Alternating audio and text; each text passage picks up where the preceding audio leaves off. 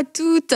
Alors, très heureuse encore une fois de vous retrouver pour ce dernier podcast de la semaine dans À table avec Annabelle. Et je l'ai dit mercredi en terminant, nous allons parler aujourd'hui de PMA. Alors, c'est quelque chose dont on entend parler régulièrement, mais j'avais envie qu'on puisse s'arrêter vraiment le temps d'une émission pour pouvoir en parler et comprendre ce que c'est réellement et ce que ce n'est pas.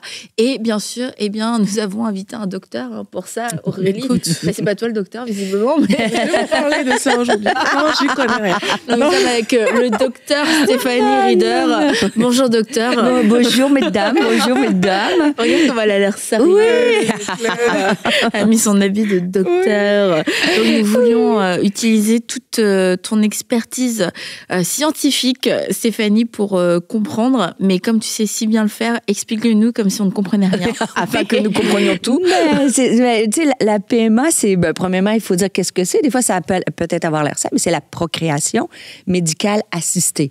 Donc, ça touche particulièrement des couples qui sont infertiles. Mm-hmm. Et juste avant de décrire qu'est-ce que c'est la PMA, il faut se rappeler qu'est-ce que la parole de Dieu dit. Et la parole de Dieu, l'homme dit que l'homme quittera son père et sa mère, s'attachera à sa femme et ils deviendront une seule chair. Mm-hmm. Ça nous dit aussi dans la Bible, Dieu dit à Adam et Ève, soyez féconds, multipliez-vous, ainsi de suite. Donc, la notion de la famille, d'être fécond, de se multiplier, c'est dans les plans de Dieu et c'est dans le cœur de l'homme et de la femme. Et ici, il y a des femmes, vous écoutez l'émission où et c'est la femme de donner la vie, avoir des enfants, c'est quelque chose qui est vraiment enraciné en nous. Donc, déjà, l'idée, peut-être d'arriver dans la vie, de se marier, puis tu dis, j'ai hâte d'avoir mes enfants. Puis là, tu essaies d'avoir des enfants, puis tu vois que ça fonctionne pas. Mais là, tu te poses la question, est-ce que j'ai accès à la PMA? Qu'est-ce que je devrais faire?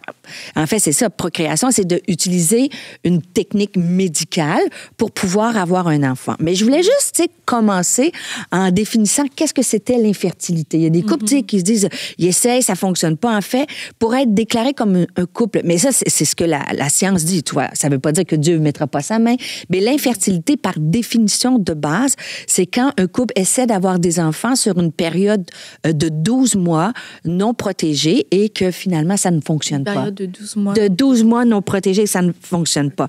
Avant qu'on continue, parce qu'on parle de stérilité, et tu vois, c'est aussi des témoignages qu'on reçoit à EMCI, des femmes qui ont pu vivre ce miracle. Et je voulais quand même... avant qu'on commence et qu'on puisse aller dans du contenu très intelligent. Vous racontez le témoignage de Cassandre qui a suivi la semaine des miracles et qui avait été déclarée stérile. Et pendant la semaine des miracles, en avril, comment elle a prié et tout ça avec nous pendant le programme. Et là, elle a senti des grosses douleurs dans le bas-ventre. Et en fait, la nuit d'après, elle a rêvé qu'un test qu'elle avait fait dans la vraie vie, était devenu négatif, était devenu positif. Et le mois d'après, elle est tombée enceinte. Et elle nous dit que celle qui avait été déclarée stérile a finalement vécu son miracle et elle a pu avoir un enfant.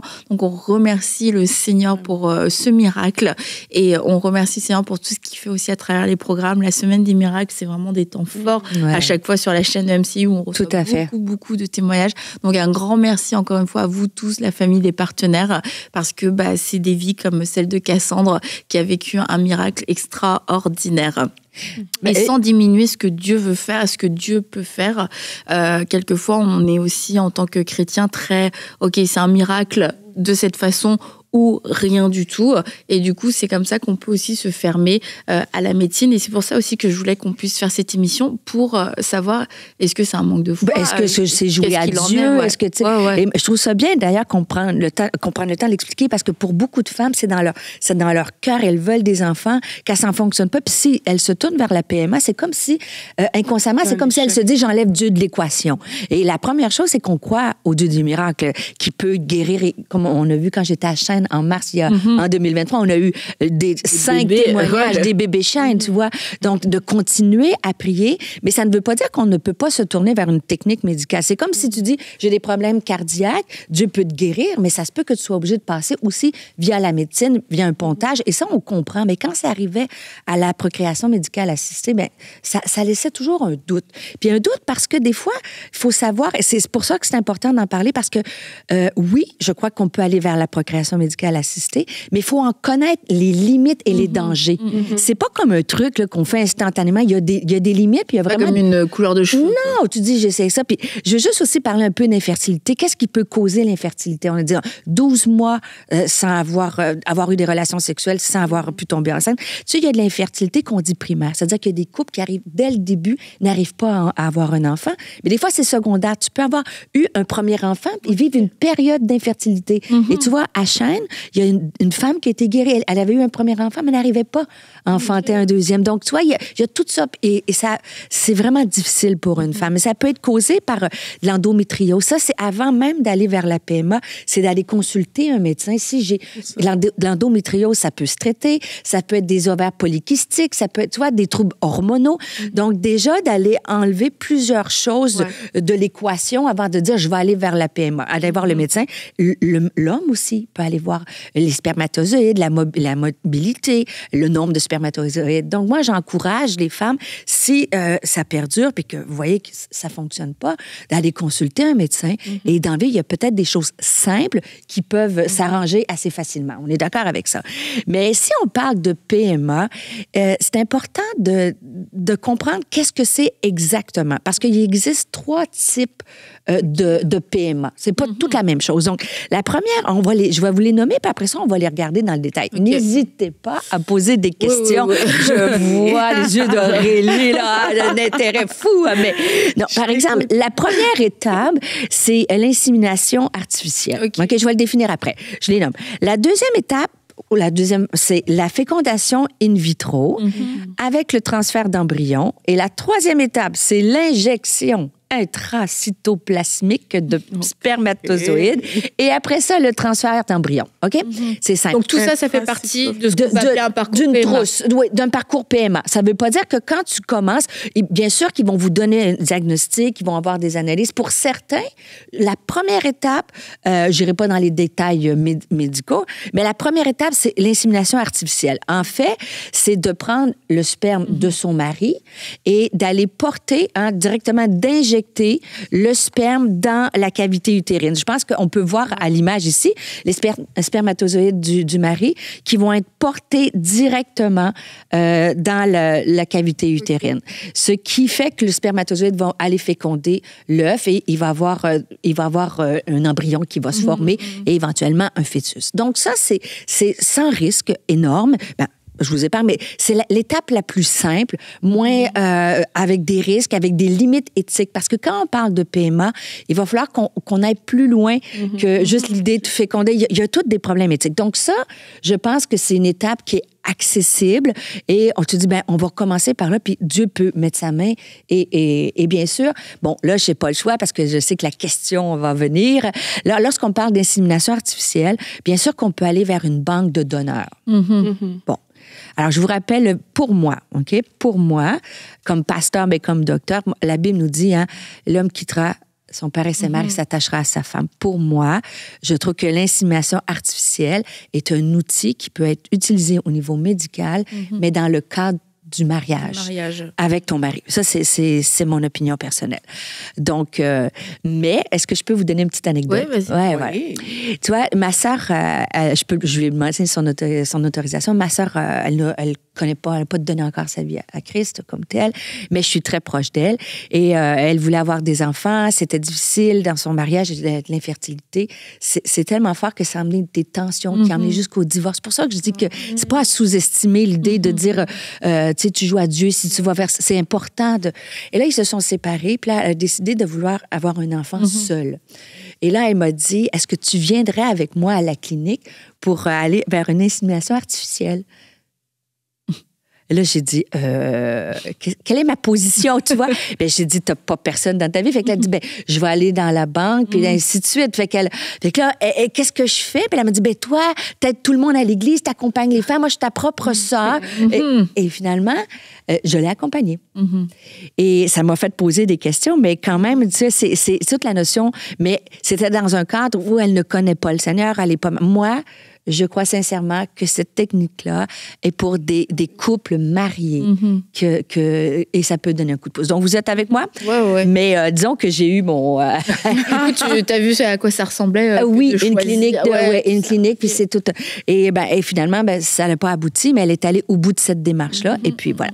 Donc, la deuxième technique qu'on peut utiliser, ça s'appelle fécondation in vitro avec le transfert d'embryon. On appelle ça la FIV, fécondation in vitro. In vitro, ça veut dire dans le verre. Alors, ça veut dire que la fécondation ne se fait pas dans le corps de la femme, comme dans l'insémination artificielle, mais elle se fait dans le verre, on appelle, on va dire, un plat de pétri, un plat de verre.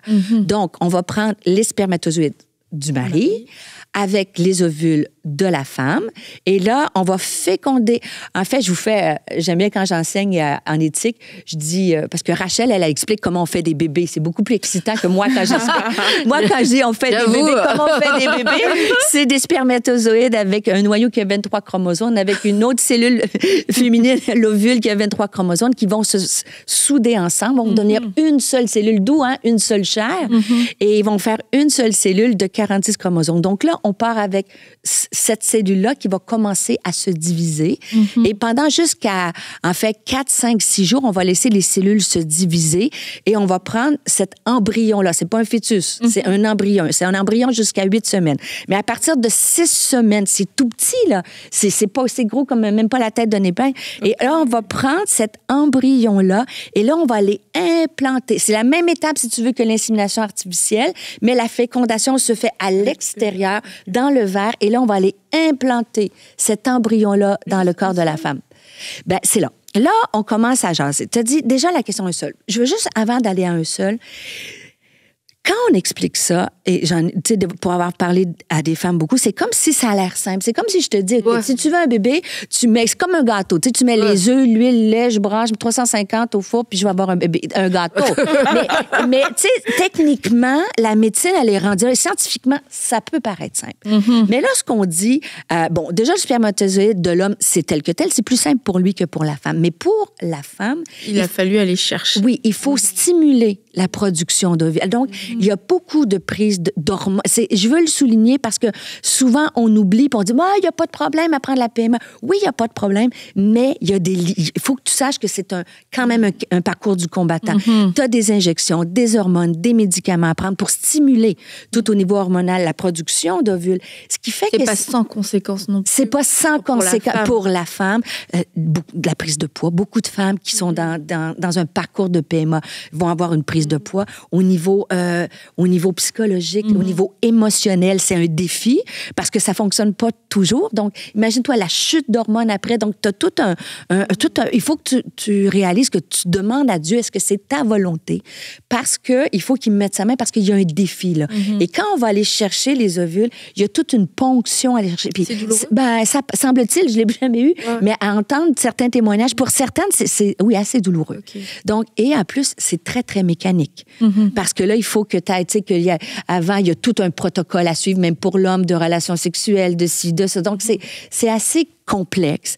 Mais c'est très intrusif aussi, même dans ta vie au quotidien, parce que ça va avoir un effet sur toi, mais aussi dans ta vie de couple, au niveau de l'intimité. Donc, faut considérer il y a un prix à payer. Il y a un prix à payer. Ça ne peut pas dire que c'est pas possible, mais il faut considérer que c'est quand même... Faut pas minimiser. Moi, je pense qu'il faut pas minimiser. Puis ça peut mettre un poids sur le couple. Et il faut vraiment être les deux en accord avec ça. Donc ça, c'est important de prier. Et des fois, je m'arrête là parce qu'il y en a qui vont dire, c'est comme jouer à Dieu puisqu'on fait ça dans le verre. Mais en fait, les taux de succès avec la PMA, et je te parle de celle-ci, bon, c'est pas si élevé que ça, c'est autour de 30-40 %. Donc, dans le fin fond, il faut que tu sois prête à dire, Seigneur, que ta volonté s'accomplisse. Parce que, tu sais, tu peux attendre, puis ça se peut que tu sois déçu. Puis c'est là qu'on peut mettre beaucoup de... Mais il ne faut pas que tu y ailles défaitiste. Donc, toi, c'est entre un contrôle, entre un lâcher-prise, je remets ma volonté à celle de Dieu, puis je me bats parce que je crois que Dieu, c'est sa volonté pour moi. Mais, je ne sais pas si vous vous souvenez, on avait reçu Doris Campion qui était venue et qui était passée par la FIV. Et en fait, elle disait, pour elle, son miracle, c'est de tomber enceinte comme ça. Mais en fait, son miracle, ça a été que ça ait fonctionné Tout la à fait. première fois. Oui. Et que c'était en accord avec... En plus, le Seigneur lui avait comme parlé par rapport à ça. Et que c'est ça, en fait. Elle, son miracle, c'est que dès la première fois, ça a fonctionné. Mais je pense que ça prend autant ça prend la foi que Dieu mette sa main pour que ça fonctionne. Et c'est pour ça qu'il faut dire que ta volonté s'accomplisse et d'y aller avec cette conviction-là et de savoir que c'est pas facile. Je vais juste définir aussi la troisième. Mais après ça, je vais répondre à ta question, Annabelle. Quand on dit un embryon... Ouais, ben ça aussi, c'est... Intracytoplasmique.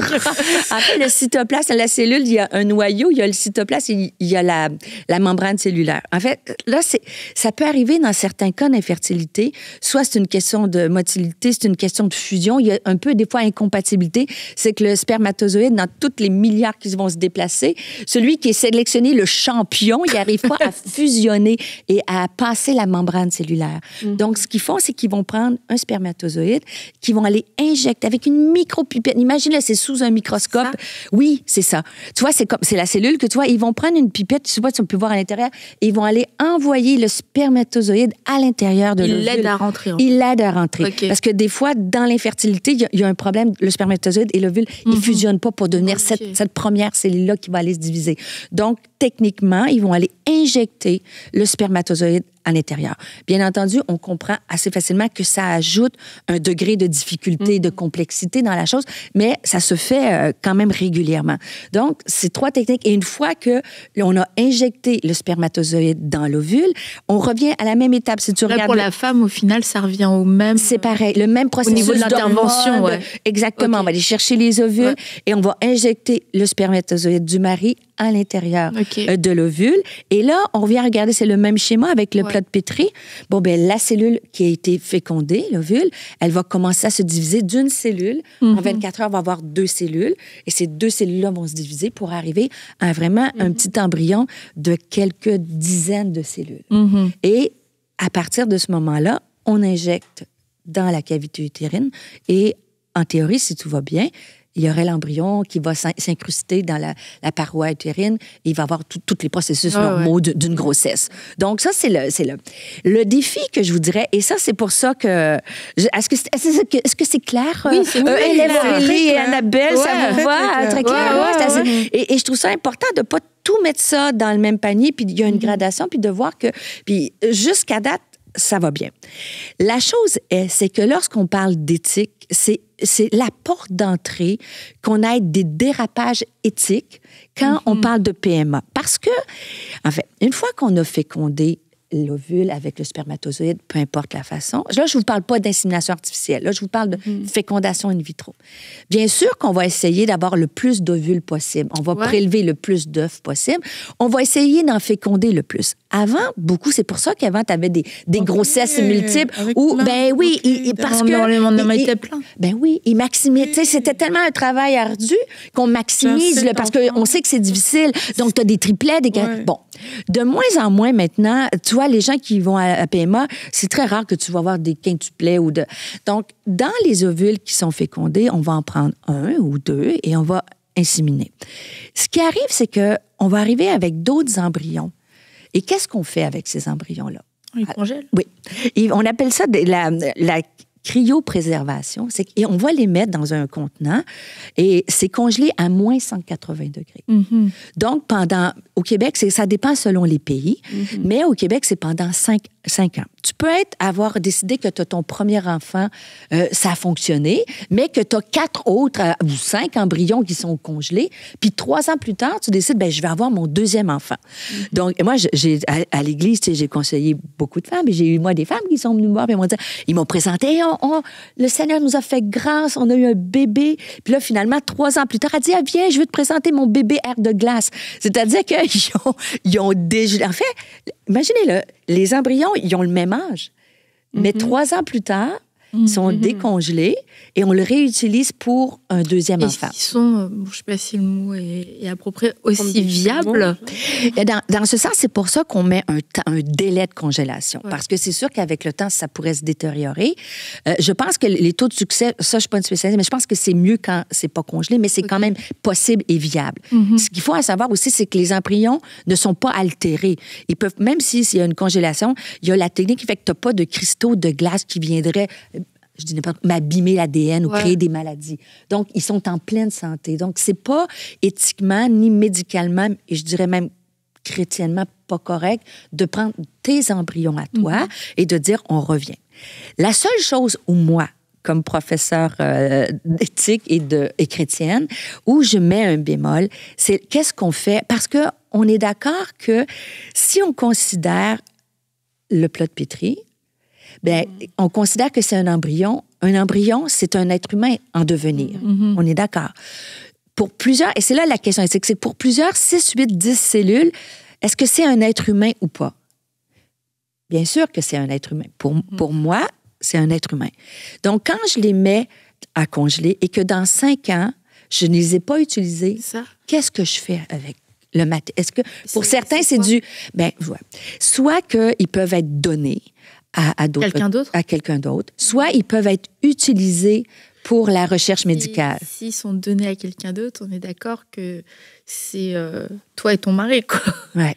OK. On est d'accord. tu Et peux même trouver dans certains tu peux cas... trouver un enfant qui te ressemblerait Ben, tu vois, et dans certains cas, Annabelle, je te dirais même, parfois, ils peuvent être jetés. trop. Ouais, c'est ça. Tu comprends? Donc, c'est Est-ce pour que ça. Ouais. Quelqu'un Ouais, ça- peut dire, je veux 2 embryons et on s'arrête là. Ou Ben, pas du tout. Oui, ben c'est ça. Moi, dans ma pratique pastorale, j'encourageais les femmes, ils ont prié, ils ont fait toutes les démarches nécessaires et d'aller vers la PMA avec les conséquences que ça peut avoir, les défis. Mais pour moi, c'est de féconder le nombre d'embryons que tu veux, le nombre d'enfants que tu veux. Puis à la grâce de Dieu. C'est-à-dire que si tu as 3, bien, peut-être tu peux en implanter 2, puis le 3, mais tu peux pas, pour moi, abandonner. Il faut être conséquent avec nous parce que si on est, par exemple, on parle d'avortement, ben, tu sais, on est d'accord que c'est la vie. Mais pour moi, à ce stade-là, et c'est là que ça fait débat éthique parce que au Canada, en France, mais dans certains pays, c'est pas si protégé que ça, les règles. Ouais. Donc, c'est pour ça qu'il faut avoir la conscience. Il y a toujours, plus il y a des avancées technologiques, scientifiques, et médicale, il faut être conscient qu'on ouvre des portes à quelque chose. Donc, c'est pour ça que lorsqu'on parle d'éthique de la vie, ben, l'embryon, c'est le premier, j'aime pas dire matériel, mais un peu ça, de dire, ben, il faut le protéger comme la vie. Mais dans certains pays, c'est pas protégé comme la vie. Et là, je vous emmène un pas plus loin. Et peut-être qu'on peut mettre le schéma. Tu vois, lorsqu'on regarde les stades de vie, on se pose beaucoup la question en science, en recherche, où commence la vie? En fait, c'est ça qui est important de savoir. Et pour plusieurs, c'est quoi le stade où on dit que c'est un être humain? Légalement, saviez-vous que un enfant, par exemple, une femme qui est à 40 semaines puis elle va accoucher, si elle a un accident et que vraiment son enfant, là, elle est plus au stade embryonnaire ni fœtus, si le bébé meurt dans son ventre à 40 semaines moins un jour avant son accouchement, bien, le bébé a aucun droit légal. OK. Tu réalises-tu? Donc, imagine-toi si... Il n'a pas existé. Il n'a pas existé. OK. Donc, à tous les points de vue. Puis pourtant, on s'entend qu'une journée après, il serait un être humain vivant. Fait que tu peux t'imaginer le droit à la vie de 10 cellules. Et c'est là qu'il faut faire attention dans notre réflexion parce que il faut mettre des limites et connaître, ben moi, je respecte la vie puis je vais pas faire 10 embryons puis on les jettera si ça fonctionne pas. Et une chose qui est importante, puis là, suivez-moi jusqu'au bout parce que, j'aime bien savoir où commence la vie. Est-ce que c'est quand le fœtus apparaît, les organes génitaux commencent à se développer? Mais pour moi, dès le sein maternel, le Seigneur, il nous voyait, il y avait une destinée pour chacune d'entre nous. Mais je veux juste mettre aussi une parenthèse quand on parle de PMA. Il faut aussi être consciente que cette technique-là ouvre la porte aussi à certaines manipulations du matériel vivant. Pourquoi je dis ça? C'est que, imaginez la puissance, une fois que tu as ton embryon dans ce plat de verre-là, tu peux, ils appellent ça un diagnostic génétique pré-implantatoire. Je vous fais ça simple. C'est-à-dire que tu peux aller prendre une cellule de l'embryon, aller la faire analyser, par exemple, son ADN, et tu peux aller vérifier s'il y a des maladies génétiques. Donc, tu peux tester tous tes embryons. De sélection. Wow. Tu vois? Donc, dans certains cas, la médecine va dire, ouais, c'est génial. Parce que, par exemple, au Saguenay, au Québec, mais en France, il y a d'autres types de maladies qui se retrouvent dans certaines régions. Donc, si tu es, par exemple, au Saguenay, au Québec, tu as beaucoup des mutations génétiques d'une maladie qui se retrouvent. Donc, si tu te maries avec un homme, une femme de cette génération, dans cette région-là, tu as plus de chances d'avoir des maladies qui peuvent être mortelles. Donc, dans ce cas-là, ou de la trisomie 21, mais ça emmène aussi un autre enjeu dans ta prise de décision. Est-ce que tu veux arriver à dire, on va aller... Ça oui, là non, ça choisit oui, ça choisit pas. Et tu vois, bon, encore là, au Québec, on est protégé. En France aussi, il y a des lois. Mais, comme vous savez, dans plein d'autres pays, par exemple, si on parle en Chine, où tu sais, un enfant, ils vont favoriser la grossesse d'un enfant. Donc, les femmes peuvent avoir accès à la fécondation in vitro et choisir un embryon. Peuvent avoir accès à la fécondation in vitro, même si elles n'ont pas de problème d'infertilité. C'est juste dans le cas pour se donner plus d'options. Oui, et tu sais, c'est la politique d'un seul enfant. Et tu sais très bien, je dis la Chine, mais disons un pays autre, XY qu'on connaît, on sait très bien que c'est plus favorable. On va choisir d'avoir un garçon au lieu d'avoir une fille. Tu vois, il y a des avortements in utero, même quand ils savent que c'est des filles. Donc, on peut, et ça se fait, choisir un embryon, de dire, moi, je veux un garçon parce qu'il va prendre soin de mes vieux jours et dans la culture, c'est mieux un garçon qu'une fille. Mais c'est la preuve quand même que cet embryon qui peut sembler comme rien au moment où de ne pas l'utiliser ou de le jeter, représente, il y a quand même beaucoup de choses déjà pour qu'on puisse faire ce genre de choix et que ça devienne, qu'on en arrive là. Tu vois, donc c'est dans certaines situations, ça peut être non, il n'y a rien. Puis dans d'autres cas où ça sert d'autres intérêts, c'est comme dans cet embryon, il y a déjà tout. Il y a mon futur, il y a mon avenir, il y a un grand choix. Donc tu vois, c'est 2 poids 2 mesures. Mais tu sais, ça c'est encore là, mais pousse-le encore plus grand. Il y a des cliniques aux États-Unis, qui sont des cliniques privées, où tu peux aller, puis tu peux choisir. Moi, je voudrais avoir une fille aux yeux bleus. Comme à la carte. Et ça, on n'est pas dans la science-fiction, puis je fais ça pour vous faire peur. Là. Non, j'ai vu un reportage sur ça, et la dame, elle expliquait qu'ils choisissaient avec tout, tu vois, par rapport à la forme physique, par rapport à leur origine, par rapport à leur... pédigré, tu vois, vraiment, ça faisait peur. Hein. Ça fait peur. Et de dire, c'est parce qu'on veut recréer une race supérieure, avec des hommes supérieurs. On retourne à la pensée. Tu sais, on est bienveillante autour de cette table, mais c'est pas partout, c'est des pensées bienveillantes, tu vois. Et encore aujourd'hui, on peut encore être face à utiliser la médecine et les avancées scientifiques dans des buts non bienveillants ou pour soi. Tu vois? Et c'est pour ça que, oui, de la PMA, qui, moi, je crois, est un outil qui peut être utilisé, permis de Dieu pour remplir la destinée puis le plan de Dieu pour le désir des parents. Mais il faut être conscient qu'un embryon, c'est la vie. Il faut être conscient que c'est pas du matériel que si j'en veux plus, je le laisse là. Et il faut être conscient du parcours, des hormones pour le couple, tout ça. Donc, c'est possible. Je crois que Dieu bénit. Je suis certaine, puisqu'on a entendu des témoignages et on va en entendre un dans quelques instants. Mais il faut, et moi, je lance un appel plus grand aussi. Il faut, comme chrétien, se lever au niveau politique, au niveau juridique pour dire oui, c'est la vie et attention. Puis moi, je suis une scientifique et je suis pour l'avancement de la science. Il y a plein d'avancées qui fait qu'on est guéri. Tu vois, que des enfants qui sont guéris de maladies. Mais il faut connaître et mettre des limites importantes. Parce que de ce fameux embryon-là, de cette technique-là, c'est pour ça que je vous dis que c'est la porte d'entrée de tout. Tu sais, il y a quelques années, on parlait du clonage. Tu sais, c'est un peu, tu sais, la brebis qu'on a clonée puis tout ça. Mais en fait, aujourd'hui, on est un peu... sans développer, je vous parle pas de clonage nécessairement, mais qu'est-ce que les gens cherchent dans le milieu aujourd'hui? Tu sais, je vous parle pas au milieu du christianisme, mais dans la vie en général, les gens veulent rester jeunes, tu sais, la jeunesse éterne, tu sais, la fontaine de jouvence, c'est de toute éternité, mais même la notion de guérir, par exemple, tu sais, lorsqu'on parle, maintenant on fait beaucoup de greffes d'organes, donc on sait qu'on peut avoir des greffes d'organes, mais le risque d'une greffe d'organes, que ce soit un foie, un cœur, un poumon, mais tout ça, c'est des rejets.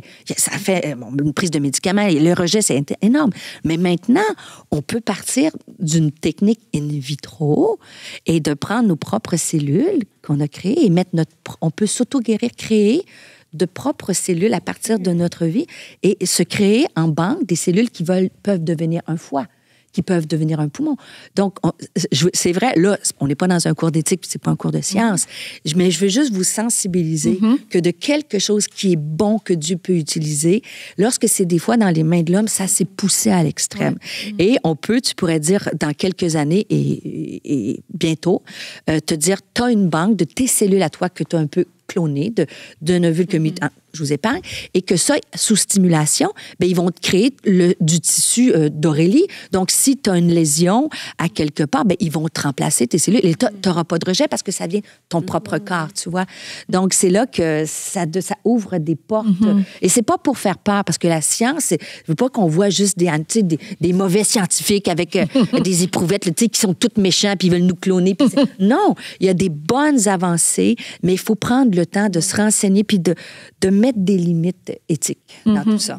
Et ça vous avait peur? Non, mais je trouve que c'est instructif et puis c'est équilibré. Et le but de cette émission, c'est pas tant de... C'est pas tant de vous donner des réponses, mais c'est de plutôt vous aider à vous poser les bonnes questions si vous êtes dans ces questionnements, en fait, parce que il peut y avoir un discours qui est très chrétien, entre guillemets, un discours qui va être très médical et qui est, une fois, poussé un peu à l'extrême, mais encore une fois, comme pour tous les sujets, c'est de vous mettre devant Dieu et de dire qu'est-ce qui fonctionne pour moi, pour ma vie, et même là, dans les parcours qu'on a vus, que ce soit l'insémination, la fille, ben, peut-être que ça a fonctionné pour quelqu'un, pour une femme, mais peut-être que pour vous, c'est pas le parcours à prendre, et peut-être que ça l'est aussi, mais ça peut pas être quelque chose de systématique, d'automatique. C'est parce que tu l'as dit, c'est des décisions qui ont quand même des conséquences, et puis on peut en parler de façon en 3 étapes, mais je veux dire, ça a l'air simple sur le papier avec le graphique. C'est ça. Puis aussi, Annabelle, c'est aussi d'être il faut être en unité avec notre conjoint. Des fois, les hommes sont moins ouverts, les femmes, des fois la femme je veux un enfant, chérie, je veux. Puis le gars, il va un petit peu à contre-cœur. Puis là, finalement, il y a toute l'idée. Il voit son épouse avec des nausées, prendre du poids, la déprime, le ci, le ça. Donc, puis ça crée vraiment des tensions. Il faut vraiment que les deux soient en accord, ensemble. Puis la conviction de Dieu. La conviction de Dieu dans tout ça. Le fait aussi que tu aies parlé vraiment des limites. Parce que parfois, quand on est dans des problèmes d'infertilité, malheureusement, on regarde le problème et le problème pèse plus lourd que toutes les autres conséquences. Comme il y a le verset qui dit qu'une femme enceinte, il y a des choses qui ne sont jamais satisfaites là, et une femme qui veut un enfant, tu vois, elle a ce truc à l'intérieur d'elle, une insatisfaction, et parfois ça parle plus fort que toutes les limites. On peut perdre la raison, on peut rendre là, oui.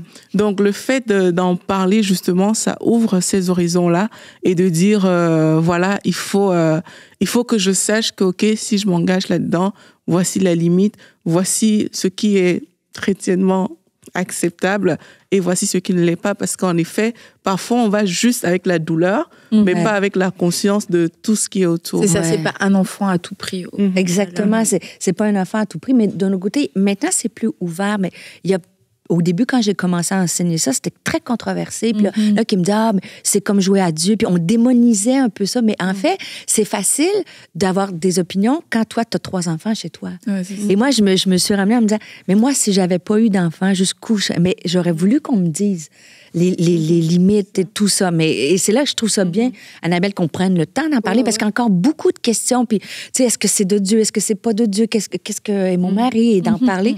Et ça, c'est vraiment puis d'en parler d'un point de vue aussi purement scientifique et médical.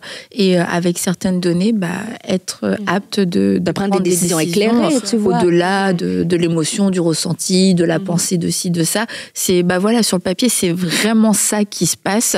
Est-ce que moi, dans ma foi vis-à-vis de Dieu, est-ce que je suis à l'aise avec ça? Est-ce que je suis à l'aise avec ça? Et après, la réponse vous appartient. Et on voulait vous partager aussi le témoignage de Rachel Sens, qui était venue elle n'était pas venue en fait, mais il y a quelque temps, on avait fait une émission avec elle aussi à distance. Et elle, Rachel, est passée par un parcours PMA qui n'a pas toujours été facile, mais pourtant qu'elle a vécu avec beaucoup de foi et beaucoup d'espoir aussi. Alors, Rachel, nous t'écoutons. Bonjour les filles, je m'appelle Rachel et je suis mariée depuis bientôt 25 ans. Et mon mari et moi, on a fait face à 12 ans d'infertilité. Je me souviens de ce jour où la gynéco m'a dit « Madame, faites-vous une raison, vous n'aurez jamais d'enfant. » Mais Dieu nous avait parlé. Je savais qu'on aurait des enfants. Mais pour tous ceux qui sont passés par là, ces propos restent violents. Ça reste très percutant. Et on a fait ce qu'on savait faire, c'est-à-dire qu'on est allé sur nos 2 genoux, on est allé prier, on est allé intercéder, on a mis toute notre foi en Dieu. Et je vous avoue qu'au début, la PMA n'était même pas dans nos pensées.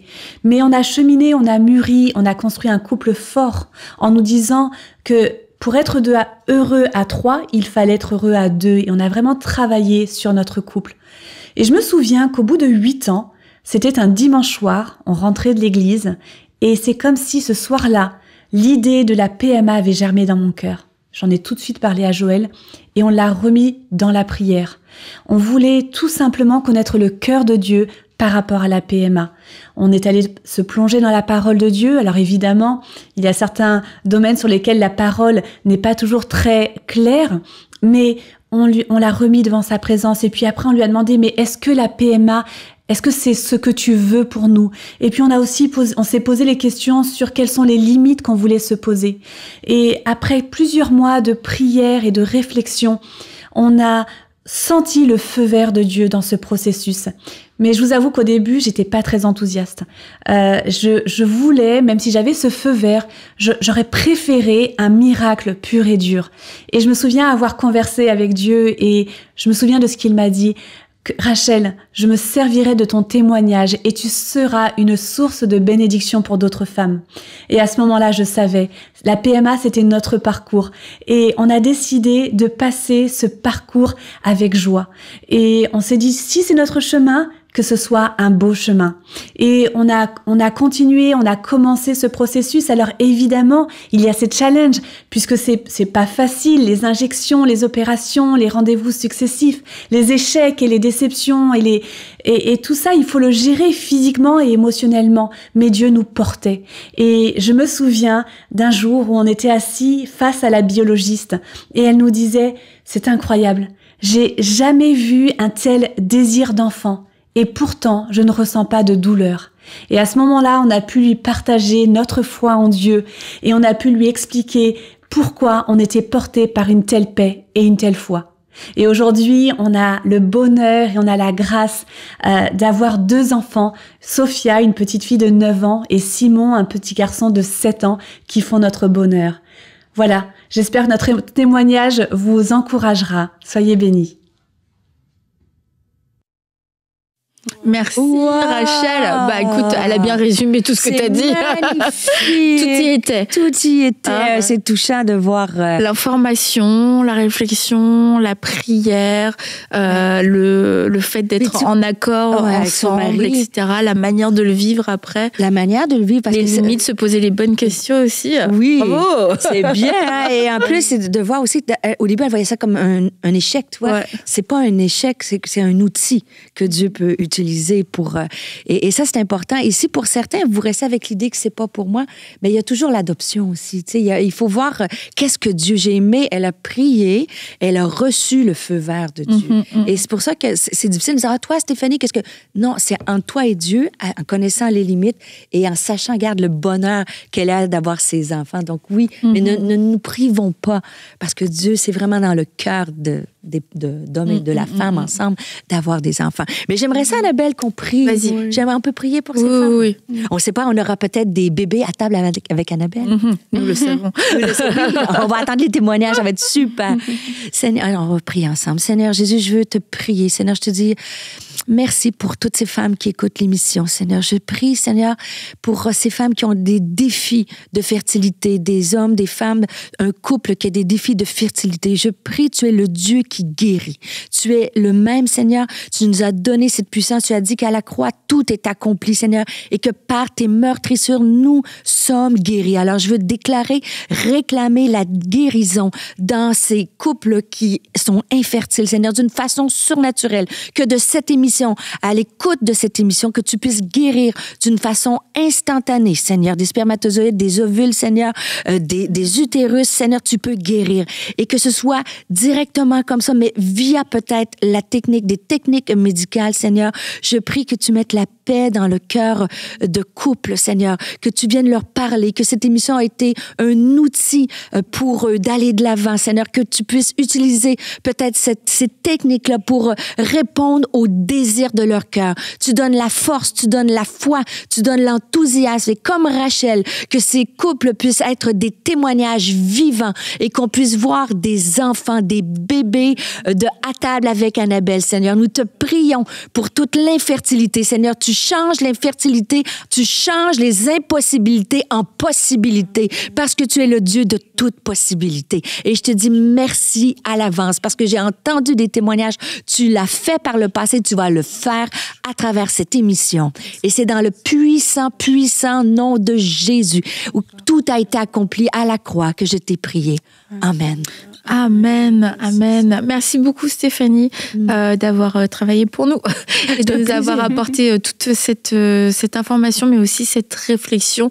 Et je crois vraiment qu'avec ce que vous avez pu entendre aujourd'hui et avec le Saint-Esprit qui est en vous, qui vous guide, qui vous dirige, qui vous enseigne toutes choses, eh bien vous serez à même aussi de prendre une décision avisée qui fera partie du plan de Dieu et vous aurez la paix et vous aurez aussi la grâce pour pouvoir, avec le choix que vous prendrez selon la direction que vous aurez reçue. C'est vous qui recevez cette direction, c'est votre vie.